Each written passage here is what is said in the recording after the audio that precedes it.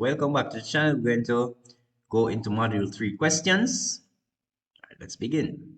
Question number 5. The table below shows types of natural resources in the Caribbean. Examples of these resources are not given. Complete the table by stating an example of each type of natural resource shown. All right, of course, you must always identify what you know, and if you can write it, you write it. If you can't, well, fine. But natural resources, these are natural minerals found in the environment. All right, these are minerals not normally just found in the environment without human putting them there. All right, so the ecosystem is the natural resources. Of course, you know that ecosystems are comprised of plants and animal species living together, occupying abiotic factors as well. All right, so an example would be coral reefs, seagrass bed, forest, deserts, grassland, tundra, etc. All right, so of course there are many ecosystems. You have ecosystem on the land, like I said, you have deserts, forest, grassland, and of course you have different ecosystems in the water bodies, like your coral reefs, your seagrass beds, etc. All right, water. The resource could be the river, the lake, the shallow pool, the waterfalls, the groundwater, the estuary. The estuary is fresh water mixed with salt, and landscape. Now, the beauty of the environment. The beauty, you know, maybe we have many tourists, persons make houses on the hill to have the beauty of the sea or the valleys. Beauty. So these resources could be your mountains, your beaches, your cliffs, etc. All right, let's proceed. All right, question B here, it says, most Caribbean countries have tourism-based economies. In order to sustain their economies, many beachfront properties are being constructed. 1. Discuss 3 environmental impacts associated with this pattern of resource use. Of course, let us identify what we know. You know that impact means negative effects, and of course they're talking about making of these beachfront hotels and beachfront. All right, so what are 3 negative impacts of making these beachfronts and hotels?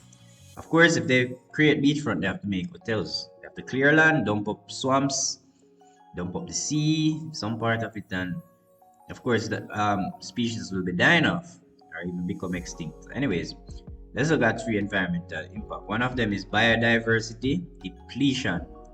Can be extinction or also disruption. So certain plant and animal species can become extinct because maybe those organisms are only found at that area that they're going to make these buildings or beachfronts. 2, you're going to have habitat disruption and destruction, because you have to clear the area of the habitat, the plants and animals. All right. 3, population fragmentation and species implementation. When you have species being disrupted and cleared, you have organisms moving to different areas. The ecosystem, that prior ecosystem, will be damaged, and of course, you have different organisms going into different ecosystems. Number 4, you could have disruption of ecosystems, disruption of forest, wetlands, because the wetlands, the mangroves, they might dump those up to make the place can hold a building or look more pleasant. And 5, introduction of new species might be disruptive to original food chains. All right, so yeah, look at from 1 to 4. Those are more relevant.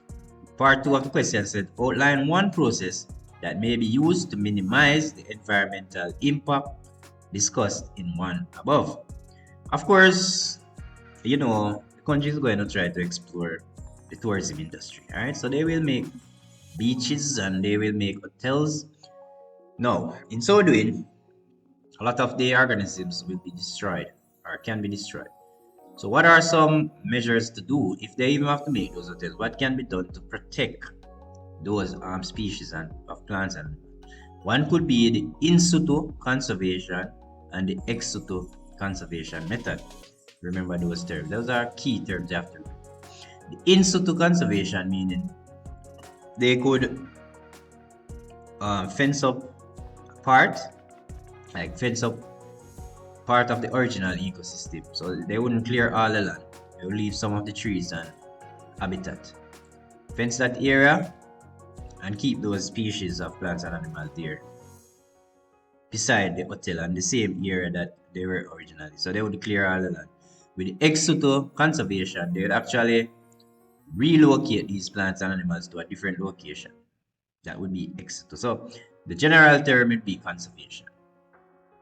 Right? They could do conservation. So you were going to outline, so you're not going to discuss a lot, but you define and let them know what the in situ or the ex situ conservation. All right, number 2, protection of endangered species and protected areas.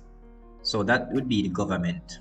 The government or the regulatory bodies could, the Environment Planning Agency, all those agencies in the country could pass certain laws to protect those endangered species. All right, they can actually stop these hotels and beachfronts making. They can actually stop it, but influence of money will cause a lot of things. Number 3, they could do breeding programs of these organisms. If there are unique organisms that are present, they could actually remove them and breed them in a different location. They can have plant seed banks, right?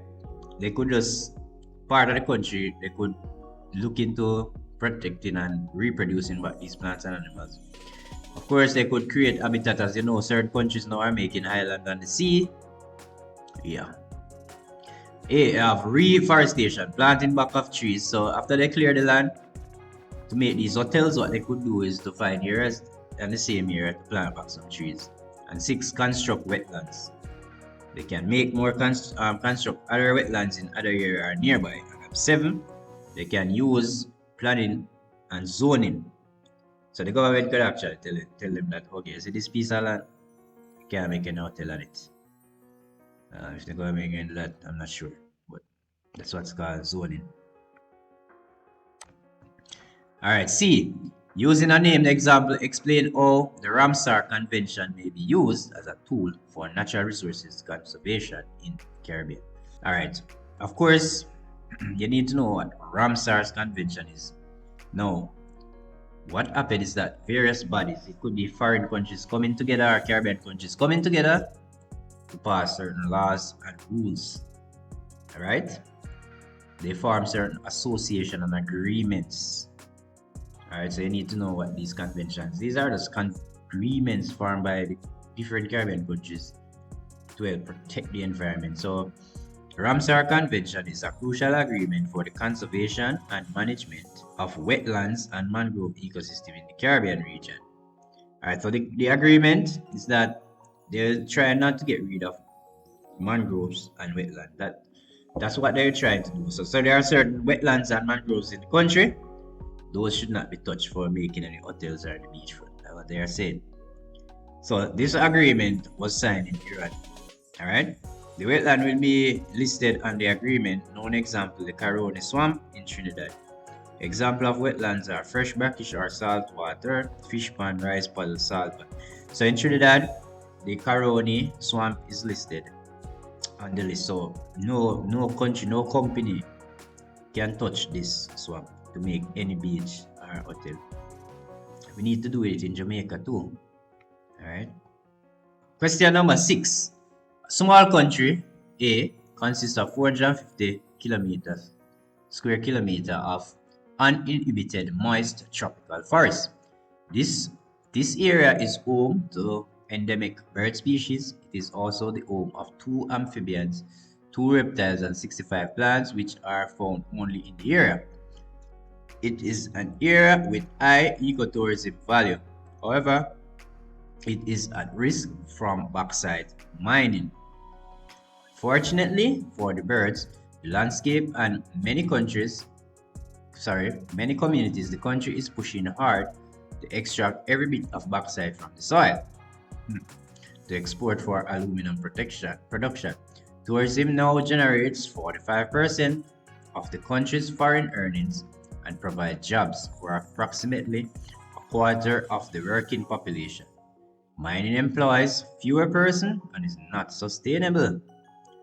Now, we have a similar situation like this in Jamaica where the government wanted to use the cockpit country for mining of bauxite. But there are alternatives how it can be used to make millions of dollars apart from mining, which will normally destroy the environment after the long run. It is not sustainable. So this question could help the government to look into the situation. Not selling bauxite alone to make money. Alright, so A says use examples from the description of country A to distinguish between consumptive and non-consumptive use of resources.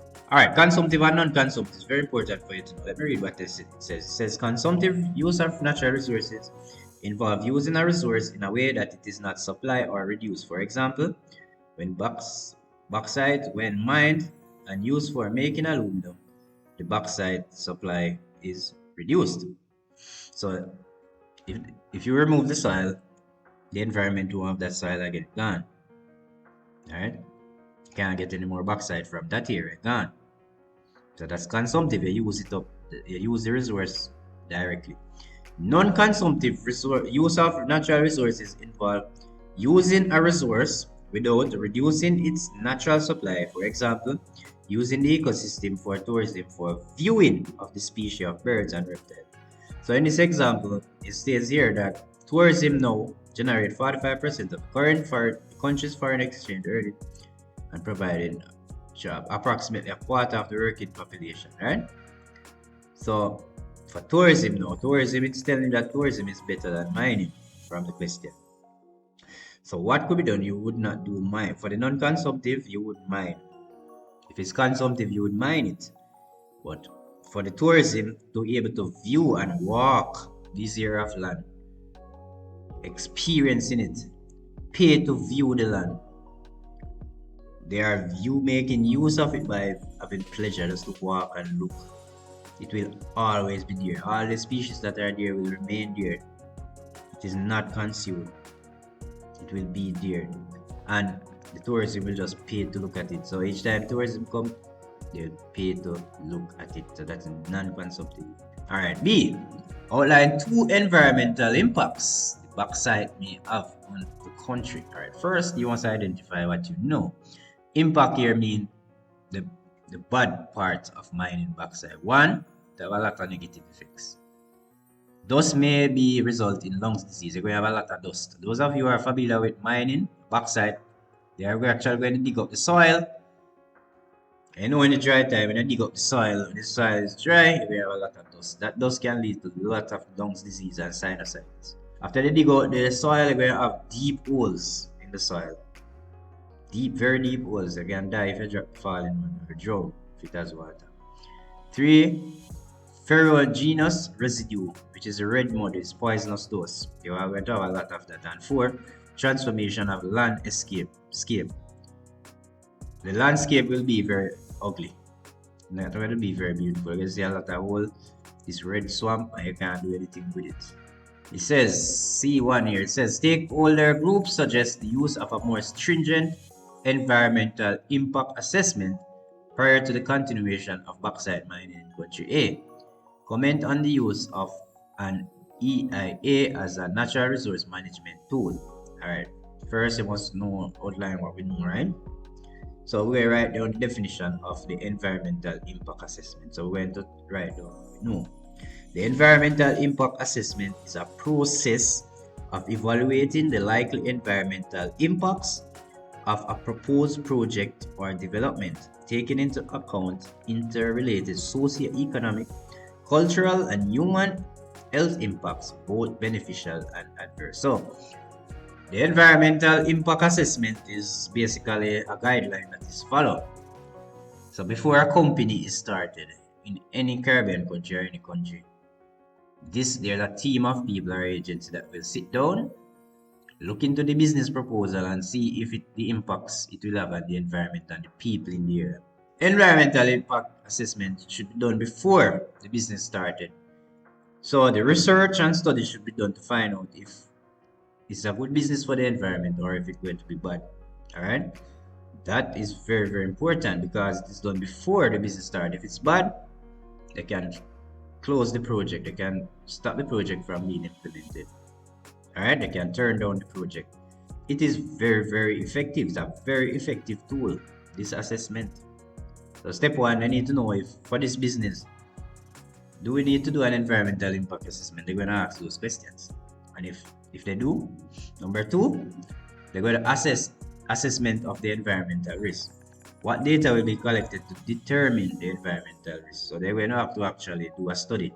So if they're going to actually do the impact assessment, they're going to have to know what data to look for. All right, going to look at the species there, the animal species, the plant species, that swamp. What are the benefits of the swamp? You know, those sort of things. 3, mitigation. What measures will be followed to mitigate environmental risk? So if there are environmental risks, what are alternatives? If you're going to have the business, what are going to be to reduce the environmental problem? Do we need to do in situ conservation, for example, or ex situ? Number 4, now the regulatory agency will make the final decision for the permit issuance. So before the business can start, it have to get a permit to do the business. If not, it's illegal. Number 5, monitoring. How will environmental parameters will be regularly monitored for possible impacts? How will environmental parameters? So for example, the health issue of the people living in the area, the plant species present, the animal species, will they be extinct? Or will they be maintained? The swamp. Or will those plants and animals be maintained there? If they're not going to be there, what's going to happen? Etc. Alright, let's proceed. Consider the following statement. If a natural resource is to be exploited for foreign exchange earning, it does not have to result in depletion of its ecosystem value. Evaluate this statement using example of country A. Let's point out what we know from what it says in country A. In country A, it says tourism now generates 45% of the country's foreign earnings and provide jobs for approximately a quarter of the working population. Mining employs fewer persons and is not sustainable. So in this statement that we know, so your quote, you're going to do a quotation or you get a little mark for that. So remember to do your little necessary quotations. So here, this is where it says tourism now generate 45%. So this is where the quotation is coming from. Of course, it's telling that tourism is better off, more profitable than mining.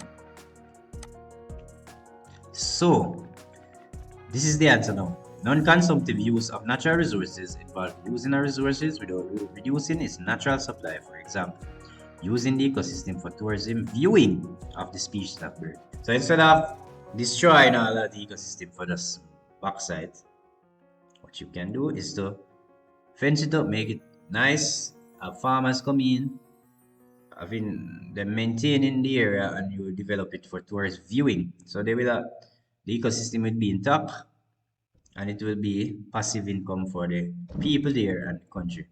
That's the end of the paper. Please remember to like, share, and subscribe to the video, and you can always make a comment telling me what you want to see. Thanks for viewing.